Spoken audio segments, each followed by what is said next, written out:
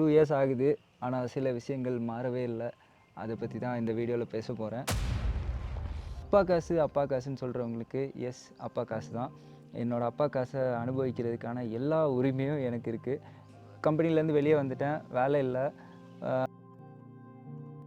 வீடியோஸை பார்த்தா எனக்கு வந்து வயிறு எரியுது அப்படின்லாம் சில பேர் டைரெக்டாக சொல்லியிருக்காங்க. நானும் கஷ்டப்பட்டிருக்கேன். அதுக்குன்னு நான் வந்துட்டு நல்லா இருக்கவங்கள பார்த்து வயிறு எரிஞ்சால் அது வந்துட்டு ரொம்ப கேவலமான ஒரு விஷயம். Hey guys, welcome back. ரொம்ப நாள் ஆச்சு ஒரு லாங் வீடியோவில் நம்ம சந்திச்சு. ஸோ தம்ப்நெயில் எல்லாரும் பார்த்துருப்பீங்க. எஸ், சில விஷயங்கள் ஓப்பனாக பேசலான்னு தான் இந்த வீடியோ. இந்த WD ட்ரெயில்ஸ் சேனலில் வந்துட்டு எல்லாரையும் மாதிரி விளையாட்டா hey guys, this is my YouTube channel அப்படின்னு தான் நானும் ஆரம்பித்தேன். 2 இயர்ஸ் ஆகுது. ஆனால் சில விஷயங்கள் மாறவே இல்லை. அதை பற்றி தான் இந்த வீடியோவில் பேச போகிறேன். இந்த சேனலில் மேக்ஸிமம் நம்ம வந்து லைஃப் ஸ்டைல் வீடியோஸ், அப்புறம் பைக்கு, கார் அந்த மாதிரி கண்டென்ட் தான் பண்ணிகிட்ருக்கோம். ஏன்னா ஆரம்பத்துலேருந்தே அந்த மாதிரி வீடியோஸ் தான் பண்ணிகிட்ருக்கோம். ஸோ அதுதான் நான் வந்துட்டு போட்டுட்ருக்கேன். பட் இப்போ இந்த மாதிரி வீடியோஸ் போடுறப்போ ஒரு விஷயம் கான்ஸ்டண்ட்டாக நான் பார்த்துட்ருக்கேன். நீ வந்துட்டு அப்பா காசில் தான் வாழ்கிற, நீ வந்து ஏதோ பினாமியாக தான் இருக்க, அந்த மாதிரிலாம் சில கமெண்ட்ஸ் வருது. சில பேர் ரொம்ப அபியூசிவாக பேசுவாங்க. அதெல்லாம் நம்ம பொறுத்து தான் ஆகணும்னு வைங்களேன். யூடியூப் சேனல் வச்சுருக்கவங்க எல்லாருக்கும் அது தெரியும். ஆனால் ஒரு பாயிண்ட்டுக்கு மேலே அது வந்து ஒரு பர்செப்ஷன் மாதிரி ஆயிடுச்சு. சில கமெண்ட்ஸ்க்கு வந்து ரிப்ளை பண்ணுவேன், பட் எல்லாரும் அதை பார்ப்பாங்களான்னு தெரியாது. இந்த வீடியோ கூட எத்தனை பேர் பார்ப்பாங்கன்னு தெரில. லாங் வீடியோன்றனால பெருசாக வியூஸ் போகாது. பட் ஸ்டில் என்னோட ஒரு சாட்டிஸ்ஃபேக்ஷனுக்காக நான் இதை கிளியர் பண்ணணும்னு நினைக்கிறேன். ஸோ அப்பா காசு அப்பா காசுன்னு சொல்கிறவங்களுக்கு எஸ், அப்பா காசு தான். என்னோடய அப்பா காசை அனுபவிக்கிறதுக்கான எல்லா உரிமையும் எனக்கு இருக்குது. ஏன்னா எங்கள் அப்பா சம்பாதிச்சது எனக்கு தான். அண்ட் அப்படி உங்கள் அப்பா என்ன பண்ணிட்டார் அப்படின்னு கேட்டிங்கன்னா, எஸ், என்னை வந்து படிக்க வச்சது, என்னை வளர்த்தது, இப்படி ஒரு ஆளாக்குனதே வந்து எங்கள் அப்பா தான். So I am proud of my dad. College வந்துட்டு எஜுகேஷன் லோனில் தான் படித்தேன். அது ஒரு ஜெயில் காலேஜ்னு வைங்களேன். அந்த காலேஜ் ஸ்டோரியை விட்டுருவோம். ஸோ காலேஜுக்கு அப்புறம் எனக்கு வந்து பிளேஸ்மெண்ட்ஸ் கிடைக்கல. பிகாஸ் காலேஜில் கொஞ்சம் வேண்டா வேலைகள்லாம் பண்ணி சஸ்பெண்ட் ஆகி இன்டர்னல் மார்க்ஸ்லாம் 0 பண்ணி ஃபைனலாக எப்படியோ பாஸ் அவுட் ஆகி வந்துட்டேன்னு வைங்களேன். அதனால் எனக்கு பிளேஸ்மெண்ட்ஸ் கிடைக்கல. ஸோ அந்த டைம் எனக்கு கிடைக்கிற வேலைக்கு போகணுன்ட்டு ஒரு பிபிஓவில் சேர்ந்தேன். HCL, அதுதான் என்னோடய ஃபர்ஸ்ட் கம்பெனி. 13,750 ரூபா இதுதான் என்னோடய சேலரி. ஸோ ஒரு 8 மந்த்ஸ் பீஸ்ஃபுல்லான ஒரு லைஃப். 6,000 ரூபா பிஜிக்கு, 4,000 ரூபா சாப்பாடுக்கு, 2,000 ரூபா எங்கள் வீட்டுக்கு, 2,000 ரூபா என் கேர்ள் ஃப்ரெண்ட் கூட சுற்றுறதுக்கு. அப்படி அது அந்த டைம் ஒரு கேர்ள் ஃப்ரெண்ட் இருந்தாங்க. ஸோ அப்படி ஒரு லைஃப் பீஸ்ஃபுல்லாக ஒரு 8 மந்த்ஸ் போயிட்டு இருந்துச்சு. 13,000 சேலரி வச்சுட்டு என்னால் 8 மந்த்ஸ் தான் தாக்கு பிடிக்க முடிஞ்சுது.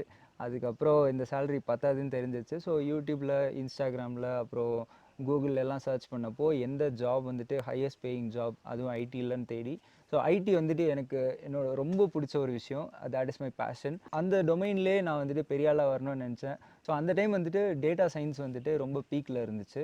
நானும் டேட்டா சயின்ஸ் கோர்ஸ் படித்தேன். ஒரு சென்டரில் போயிட்டு நைட் ஷிஃப்ட் கம்பெனியில் ஒர்க் பண்ணிட்டு டே டைம் வந்துட்டு கோர்ஸ் பண்ணி ஒரு 6 மாதத்தில் எப்படியோ அடுத்த கம்பெனிக்கு போயிட்டேன். அந்த கம்பெனி வந்துட்டு 25,000 சேலரி கொடுத்தாங்க. எனக்கு 13,000லேருந்து 25,000 100% ஹைக்கு வந்துட்டு அப்படியே ஒரு ட்ரீம் கம் ட்ரூ மொமெண்ட் மாதிரி இருந்துச்சு. பட் அது ரொம்ப நாள் நீடிக்கலை. ஒரு 1.5 வருஷம்தான். அந்த கம்பெனி வந்து கம்பெனியோட பேர் பொசிட்கா. எனக்கு சொல்கிறதுல எந்த ஒரு ஆட்சேபனையும் இல்லை. அது அந்த கம்பெனியில் யாராவது சேரணும்னு நினச்சிங்கன்னா, ஃப்ரெஷர்ஸ் யாராவது சேரணும்னு நினச்சிங்கன்னா கொஞ்சம் கேர்ஃபுல்லாக இருந்துக்கோங்க. பாண்டெலாம் போடுவாங்க. எனக்கு பாண்டு போட்டாங்க. கம்பெனிலேருந்து வெளியே வர்றப்போ 4 lakhs நான் பே பண்ணுற மாதிரி ஆயிடுச்சு. ஸோ கம்பெனிலேருந்து வெளியே வர்றப்போ எல்லாம் சேலரி வாங்கிட்டு வருவாங்க. நான் 6 மாதம் சேலரியை அட்வான்ஸாக கொடுத்துட்டு வந்தேன். பொசிட்காலேருந்து நான் வெளியே வந்தப்போ கோவிட் டைம் கரெக்டாக. எங்களுது ஒரு மிடில் கிளாஸ் ஃபேமிலின்னு வைங்களேன். இன்கம் நார்மலான ஒரு இன்கம்னு வைங்களேன். என் ஃபேமிலி ஒரு நார்மலான ஃபேமிலி தான். ஸோ அந்த டைம் வந்துட்டு எனக்கு மேரேஜ் ஃபிக்ஸ் ஆகிடுச்சு. லக்கியான ஒரு விஷயம்னா என்னோடய லைஃப் பார்ட்னர் தான். ஸோ வேலையே இல்லாத எனக்கு வந்து அந்த டைம் என்கேஜ்மெண்ட் ஆச்சு. அந்த டைம் எனக்கு வந்து ஒரு 10 லட்ச ரூபா கடன் இருந்துச்சு. ஏன்னா அப்போது ஒரு ஷிஃப்ட் வாங்கியிருந்தேன். ஸோ 25,000 சேலரி வச்சுட்டு எப்படியாச்சும் இஎம்ஐயில் கார் வாங்கிடலான்னு எல்லாரும் மாரி ஆசைப்பட்டு ஷிஃப்ட் வாங்கி ஆகணுன்ட்டு ரெட் கலர் ஷிஃப்ட் வாங்கினேன். பட் ஷிஃப்ட் வாங்கின 6 மாதத்துலேயே வந்துட்டு வேலை போயிருச்சு. 10 லட்ச ரூபா கடன் இருந்துச்சு. அப்போ அந்த 4 lakhs ப்ளஸ் ஷிஃப்ட்டுக்கு ஒரு 6 lakhs 10 lakhs அப்படியே கடனில் உட்காந்துருந்தேன். வேலை இல்லை. என்கேஜ்மெண்ட் ஃபிக்ஸ் ஆகிடுச்சு. நான் ரொம்ப லக்கி என்னோடய லைஃப் பார்ட்னர் விஷயத்தில். 10 லட்ச ரூபா கடன் ப்ளஸ் வேலை இல்லாத ஒருத்தனை வந்து கல்யாணம் பண்ணான்.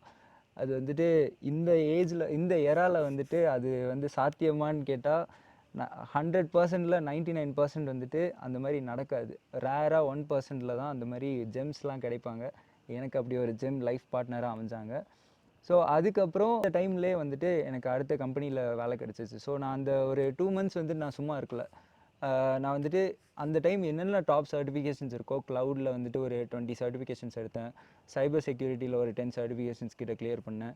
அப்புறம் மைக்ரோசாஃப்ட்டில் ஒரு 10 சர்டிஃபிகேஷன்ஸ் அப்படின்னு ஒரு ஒரு எல்லா டொமைன்லேயுமே என்னென்ன சர்டிஃபிகேஷன்ஸ் என்னால் பண்ண முடியுமோ எல்லாத்தையும் பண்ணேன்.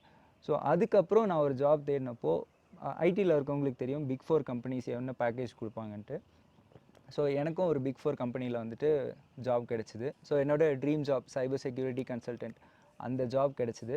அண்ட் அதில் தான் இப்போ கூட இருக்கேன். 4 இயர்ஸ் ஆகுது. ரொம்ப ரொம்ப பீஸ்ஃபுல்லான ஒரு happy life. So first 2 years வந்துட்டு நான் கேட்ட பேக்கேஜே கொடுத்தாங்க. அப்புறம் ப்ரொமோஷன் வந்துச்சு. ஆக்சுவலாக என்னோடய சேலரியை வந்து என்னால் ரிவீல் பண்ண முடியாது, கம்பெனியை ரிவீல் பண்ண முடியாது. பிகாஸ் கம்பெனியோட ப்ரைவசி பாலிசிஸ் நிறைய இருக்குது. அது ஒரு இன்டர்நேஷ்னல் கம்பெனி ப்ளஸ் இன்டர்நேஷ்னல் கிளைண்ட்ஸ்க்கு ஒர்க் பண்ணுறனால என்னால் அதை ரிவீல் பண்ண முடியாது. பட் எஸ், நான் ஒரு 6 டிஜிட் சேலரி வாங்கிட்டு இருக்கேன். ஸோ அந்த சேலரி வந்ததுக்கப்புறம் நம்ம என்ன பண்ணுவோம், நம்மளோட ஆசைகளை நிறைவேற்றுவோம். சின்ன வயசுலேருந்தே நமக்கு வந்துட்டு ஆசைகள் இருக்கும்ல. எனக்கு வந்து பைக்கு, கார் வந்துட்டு சின்ன வயசுலேருந்தே ரொம்ப பிடிக்கும். அதுவும் இந்த பொல்லாதவன், மங்காத்தா இந்த மாதிரி படம்லாம் பார்த்துட்டு பயங்கரமாக அப்படியே பைக்குனா என்னமோ அப்படின்னு நினச்சிட்டு ஒரு கனவு உலகத்தில் இருந்தேன், ஃபேண்டசி வேர்ல்டில். ஸோ கரெக்டாக ஒரு சூப்பர் பைக்கோட டீல் வந்துச்சு, ஹயபுசா. கரெக்டாக அந்த டைமுக்கு அதை எடுத்துட்டேன். ஸோ என்னோடய சேலரியில் தான் இதெல்லாமே நான் பண்ணிகிட்ருக்கேன். இவ்வளோ தூரம் நான் சொன்னது எதுக்குன்னா, அது அப்பா காசா அப்பா காசான்னு கேட்குறீங்கல்ல, அதுக்கு தான். அப்பா காசுலாம் கிடையாது. ஐடியில் நான் சம்பாதிக்கிற காசை நான் எனக்காக செலவு பண்ணுறேன். சில பேர் வந்துட்டு நேரில் வந்து கேட்பாங்க, எப்படி ப்ரோ பைக்லாம் வாங்குறீங்க, கார்லாம் வாங்குறீங்க அப்படின்னு. நான் அப்போ எக்ஸ்பிளைன் பண்ணுவேன். நான் இவ்வளோ வந்துட்டு இதுக்காக ஹார்ட் ஒர்க் பண்ணியிருக்கேன், நான் படிச்சிருக்கேன், அந்த படித்ததுக்காக இன்டர்வியூ அட்டன் பண்ணியிருக்கேன். எனக்கு தெரிஞ்ச ஒரு 100 இன்டர்வியூ அட்டன் பண்ணியிருப்பேன். அதுக்கப்புறமா தான் ஜாப் கிடச்சிது. ஸோ இவ்வளோ ஸ்ட்ரகிளுக்கு அப்புறம் நம்ம வந்துட்டு ஒரு ஹாப்பியான லைஃப் லீட் பண்ணுறோம். பட் அது வந்துட்டு பாதி பேருக்கு பிடிக்கலன்றப்போ நம்ம எதுவுமே பண்ண முடியாது. நான் அதுக்காக திரும்பவும் பேக் டு ஹெச்சிஎல் போய் நான் என்னால் அந்த பழைய லைஃப்க்கு போக முடியாது. ஸோ மண்டே டு ஃப்ரைடே வந்துட்டு ஆஃபீஸ், சாட்டர்டே சண்டே யூடியூப் அப்படின்னு தான் என்னோடய லைஃப் போயிட்டுருக்கு. ஸோ யூடியூப்லேயும் சில ப்ரொமோஷன்ஸ் பண்ணுறேன். மந்த்லி வந்துட்டு ஒரு மேக்ஸிமம் 2 ப்ரொமோஷன்ஸ், 2 to 3 ப்ரொமோஷன்ஸ் எடுப்பேன். அதுவும் எனக்கு பிடிச்சிருந்தா, என்னோடய வேவ் லெங்த்துக்கு கரெக்டாக இருந்தால் மட்டும்தான் ப்ரொமோஷன்ஸ் எடுக்கிறேன். ஸோ அதுலேருந்தும் ஒரு அமௌண்ட் வருது. So multiple sources of income. And அதனால என்னால் ஒரு பைக்கும் ஒரு காரும் அஃபோர்ட் பண்ண முடியுது. ஸோ எல்லாருக்கும் அட்வைஸ் பண்ணுற அளவுக்கு நான் ஒரு எக்ஸ்பர்ட் கிடையாது. நான் பெருசாக எதுவும் சாதிக்கவும் இல்லை. பட் சின்ன பசங்க நிறைய பேர் என்கிட்ட வந்து கேட்டிருக்காங்க. டிஎம்லேயே நிறைய மெசேஜ் வரும். ஸோ அவங்களுக்கு நான் சொல்ல வேண்டிய விஷயம் என்னென்னா, பைக்கு, கார்லாம் வந்துட்டு செகண்டரி தான். ஸோ ஃபர்ஸ்ட் என்னென்னா எஜுகேஷன். படிப்பு இருந்தால் மட்டும்தான் இந்த லெவலுக்கு வர முடியும். எஜுகேஷன் ஒன்று இருந்துச்சுன்னா உங்களால் ஸ்கில்ஸ் டெவலப் பண்ண முடியும். அந்த ஸ்கில்ஸ்னால் உங்களால் என்றைக்குனாலும் பொழைச்சிக்க முடியும். உன் வீடியோஸை பார்த்தா எனக்கு வந்து வயிறு எரியுது அப்படின்லாம் சில பேர் டைரெக்டாக சொல்லியிருக்காங்க.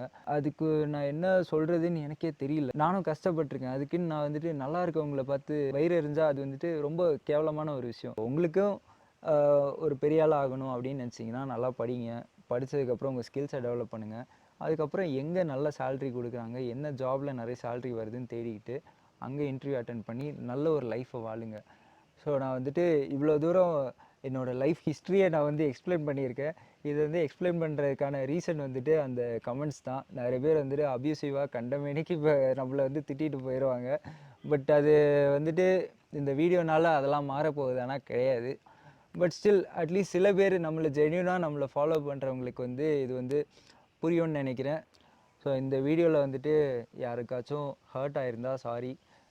நான் வந்துட்டு யாரையும் ஹர்ட் பண்ணணுன்னு இந்த வீடியோ பண்ணலை. பட் என்னோடய சைட்லேருந்தும் நான் சில விஷயங்கள் சொல்லி ஆகணும்ல, கிளியர் பண்ணுறதுக்காக தான் இந்த வீடியோ. இப்போது இன்னொரு விஷயம் ரிவீல் பண்ணணும்னு நினைக்கிறேன். பட் ஸ்டில் நம்ம இப்படியே இருந்தால் நம்ம வந்துட்டு நம்ம லெவலை நம்மளே குறைச்சிக்கிற மாதிரி இருக்கும். ஸோ நம்ம இன்னும் கொஞ்சம் விங்ஸை ஸ்ப்ரெட் பண்ணலாம், இன்னும் கொஞ்சம் எக்ஸ்பேண்ட் பண்ணலான்ட்டு தான் இன்னொரு பிஸ்னஸ் பண்ண போகிறேன். ஸோ அந்த பிஸ்னஸோட டீட்டெயில்ஸ் வந்துட்டு என்னை இன்ஸ்டாவில் ஃபாலோ பண்ணுறவங்க பார்த்துருப்பீங்க. ஸோ அதை வந்துட்டு அடுத்த வீடியோவில் ரிவீல் பண்ணலான் இருக்கேன். இப்போ நீங்கள் பேக்ரவுண்டில் பார்க்குறீங்கல்ல, இந்த மிஸ்ட்டு, இந்த வியூ எல்லாம் ரிலேட் பண்ண ஒரு பிஸ்னஸ் தான் நான் பண்ண போகிறேன். அது வந்துட்டு கூடிய சீக்கிரமே அடுத்த வீடியோவில் வரும். ஸோ அடுத்த வீடியோவில் நம்மளோட பிஸ்னஸ் பற்றி நான் சொல்கிறேன். And keep supporting.